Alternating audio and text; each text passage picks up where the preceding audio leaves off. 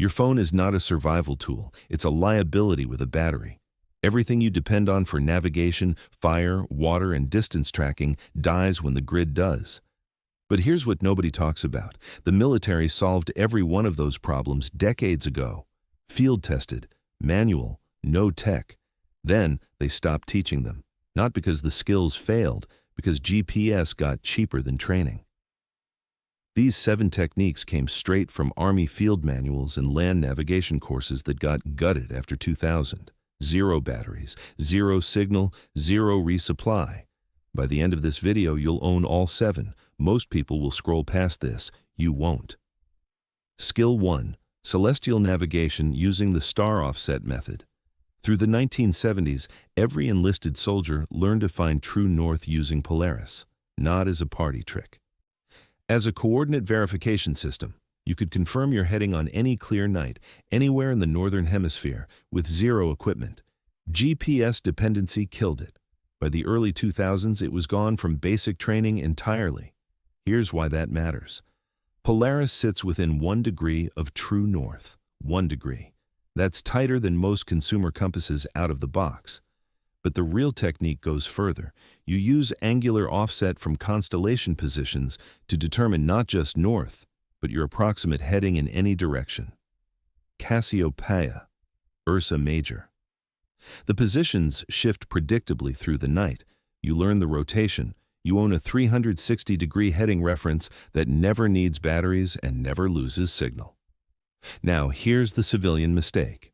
Millions of people carry a compass and think they're covered, but most never learn magnetic declination adjustment. Depending on where you are, declination can throw your heading off by 15 degrees or more. In the Northeast, it's over 14 degrees west. In parts of the Northwest, over 15 degrees east. 15 degrees of error over 5 miles puts you more than a mile off target. That's the difference between finding your vehicle and spending the night exposed. This one skill replaces your compass as a primary tool, your GPS as a backup reference, and your phone's map app entirely. It works in any season. It works at any hour after sunset. It requires 0 calibration. The only limitation is cloud cover. Every other limitation is training, and you're fixing that right now. Most people assume navigation is solved technology. It is, until it isn't. 1 solar event, 1 dead battery, 1 dropped phone on a rock scramble. The people who still own this skill don't worry about any of those scenarios. The ones who lost it don't even realize what they're missing. Skill 2. Contour line reading and the Naismith rule. This is the math that separates hikers from navigators. The Naismith rule was the backbone of pre-digital route planning. 1 hour per 3 miles of horizontal distance, plus 1 additional hour per 2,000 feet of elevation gain. Simple formula, massive consequences when you ignore it. Here's what it looks like in practice. A civilian opens a trail app, sees 6 miles, plans 2 hours, done. Someone reading contour intervals on a USGS topo map sees 1,400 feet of elevation gain packed into the last 2 miles. They calculate 3.5 hours. That 90-minute gap is the difference between making camp before dark and getting caught on an exposed ridge at sunset with dropping temperatures. Contour lines do what trail apps hide. They show you steepness. They show you drainage patterns. They show you cliff bands that don't appear on a screen until you're standing at the edge. Every 50-foot contour interval tells you something a satellite overview can't. Tight lines mean steep terrain. Wide lines mean flat ground. Concentric circles mean hilltops. V-shapes pointing uphill mean stream valleys. 125-cent USGS quad map replaces your phone's GPS app, your downloaded trail guide, and your elevation tracker. It never runs out of power. It never loses signal in a canyon. It never crashes mid-route. Weight, 2 ounces. Cost, free from the USGS website if you print it yourself. The Naismith rule was standard instruction in Army land navigation courses until digital tools made commanders assume it was obsolete. It's not obsolete, it's invisible. And invisible skills are the ones that get you killed when the visible ones fail. Skill 3. Flint and steel fire starting with char cloth. Standard Army survival training through the Vietnam era included purpose-made char tins. Soldiers carried them alongside their rations. This wasn't primitive. It was precision engineering using simple materials. Char cloth ignites at roughly 700 degrees Fahrenheit from a single spark. Raw cotton needs close to 1,000 degrees. That 300-degree gap is everything. It's why this method works when your fuel is damp, your hands are shaking, and a disposable lighter is clicking on empty. One spark catches. Every time. You make char cloth by cutting cotton fabric into 2-inch squares and heating them in a sealed metal tin over coals. The process takes about 15 minutes.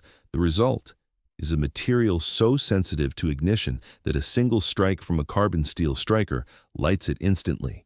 No accelerant, no fuel canister, no butane. Here's what most people carry instead. A $3 lighter that fails below freezing. Matches that absorb moisture through the box. A ferrocerium rod with no idea what to strike it into. Without char cloth, a ferro rod throws sparks onto material that won't catch. With char cloth, you have fire in one strike. The multifunction angle makes this even more valuable. The char tin doubles as a small signal mirror. The steel striker works as a crude scraping tool for processing tinder. The char cloth itself functions as a tinder extender. You light it, place it inside a tinder bundle, and blow it into flame. One kit, 4 functions. Total weight under 3 ounces. Total cost under $5. The military stopped issuing char tins when MRE heaters and chemical fire starters became standard. Convenience replaced competence. In a resupply scenario, convenience works. In a grid-down scenario, competence is the only thing that lights. Skill 4. Improvised water filtration using a sock, charcoal, and sand. FM 21-76, the Army Survival Manual. It illustrated this 3-stage gravity filter decades ago. Coarse sand catches large sediment. Crushed charcoal adsorbs chemical contaminants and many biological pathogens. Fine sand polishes the output. Roughly 98% sediment removal using materials you can find anywhere there are trees and a campfire. Here's the civilian instinct. Find water, boil it, drink it. That kills bacteria. It does nothing about particulates. You're drinking turbid soup full of silt, ash, tannins, and microscopic debris that causes intestinal distress within hours. In a survival situation, diarrhea isn't discomfort. It's dehydration acceleration. It can turn a 72-hour survival window into a 36-hour decline. You build this filter in a sock or pant leg. Layer 1 at the bottom, fine sand. Layer 2, crushed charcoal from your fire. Layer 3 at the top, coarse gravel or rough sand. Pour water through the top, collect from the bottom, then boil it. Filtration first, disinfection second. And that's the correct sequence. This replaces a $40 commercial pump filter, a $20 gravity bag system, and chemical purification tablets that expire. Total cost, $0. Total weight, 0 beyond what you're already wearing. Resupply, unlimited, anywhere you can build a fire and find sand.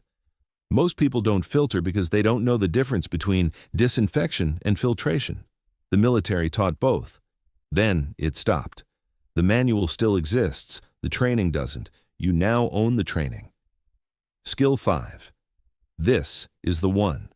Write this down. Pace counting with Ranger beads, a knotted cord or bead string on paracord tracks every 100 meters walked. 9 beads in one section, 4 beads in another. The 9 beads count hundreds of meters, the 4 beads count kilometers. A documented accuracy, within 3% over 10 kilometers on flat terrain. 9 beads, 1 piece of paracord, total material cost under $2. This replaces a $300 GPS unit for ground distance tracking. Same function, no batteries, no signal, no charging, no software updates, no subscription fees. $2 versus $300 for identical capability in the field. You calibrate by walking a known 100-meter distance and counting your paces. Most people land between 60 and 70 paces per 100 meters. You walk, you count. Every time you hit your pace count, you slide 1 bead. 9 bead slid means 900 meters. Reset the 9 and slide 1 kilometer bead. That's it. That's the whole system. This was pulled from most basic land navigation courses after 2004. Commanders considered it redundant with digital tools. redundant, until the digital tool dies, until the satellite signal drops in a canyon, until you're 3 days into a grid-down event with no way to know how far you've walked. The side-by-side is the part that should make you angry. 9 beads on a string versus a $300 device. Both measure distance walked. One needs power, signal, and a functioning satellite network. The other needs you to count. The military trained every infantry soldier on this. Then they decided technology made it unnecessary. Technology is always unnecessary until it's unavailable. Then it's too late to learn what replaced it. Skill 6, SERE box breathing for panic suppression. The military's survival, evasion, resistance, and escape curriculum taught this as an interrogation resistance technique. 4 seconds in, 4-second hold, 4 seconds out, 4-second hold. One cycle takes 16 seconds. 4 cycles take just over 1 minute. Studies published in the Journal of Military Medicine documented cortisol reduction of up to 25% within 2 minutes. Your heart rate drops, your blood pressure stabilizes, fine motor control returns. Decision-making clarity improves measurably within 4 cycles. Here's why this matters outside a military context. When your heart rate spikes past 145 beats per minute, your fine motor skills collapse. You can't thread a needle. You can't dial a phone. You can't chamber a round accurately. This happens during a home invasion, a car accident, a medical emergency, any high adrenaline event where your body's survival response actively works against your ability to execute precise actions. Box breathing overrides that response. It forces your parasympathetic nervous system to engage. It's not meditation, it's not relaxation, it's a physiological override built for the worst moments of your life. Most people have never heard its military origin. It was de-emphasized in shortened SERE courses as curriculum got compressed. It costs nothing, it weighs nothing, it requires no equipment, it works immediately, and it might be the single most valuable skill on this entire list, because every other skill on this list requires you to think clearly under pressure first. Skill 7. The Figure 4 Deadfall Trap. Standard fieldcraft through the 1980s. 3 sticks and a heavy rock. A built-in under 4 minutes from materials found in any forest. Here's the physics. The lever geometry of the Figure 4 generates 10 to 15 times the trigger stick force. A 5-pound rock delivers the equivalent impact of 50 to 75 pounds. That's enough to dispatch small game cleanly and instantly. The trigger sensitivity is adjustable by changing the notch depth. Shallow notch, hair trigger for light, cautious animals. Deep notch, heavier trigger for bolder scavengers. The Figure 4 replaces snare wire, fishing line, and active hunting. It's passive. You build it. You walk away. It works while you sleep, while you gather water, while you build shelter. One person can set 6 to 10 of these along game trails in a single afternoon. That's a distributed protein acquisition system using 0 manufactured materials. Here's why this one pays off the title. The military stopped teaching this not because it doesn't work. It works exceptionally well. They stopped because modern rules of engagement and environmental regulations made field trapping legally complicated during peacetime training exercises. It was easier to cut the module than navigate the paperwork. So a skill that works in every forest, in every season, using materials that cost nothing, got buried because of administrative convenience. Build time, under 4 minutes. Materials, 3 sticks and a rock. Weight, 0. Resupply, unlimited. Effectiveness, proven across every temperate environment on the continent. This is the skill they didn't just stop teaching. They actively made harder to learn. 7 skills, 0 batteries, 0 signal, 0 resupply. Every one of them was field-tested by the military, documented in official manuals, and proven across decades of operational use. Then, they were quietly removed. Not because they failed, because technology made training budgets easier to cut. You now own what was taken off the curriculum. That puts you ahead of 99% of people who will face their next emergency with a dead phone and 0 backup knowledge. If you made it this far, you're not most people. Subscribe. More of this is coming, and the next one goes deeper.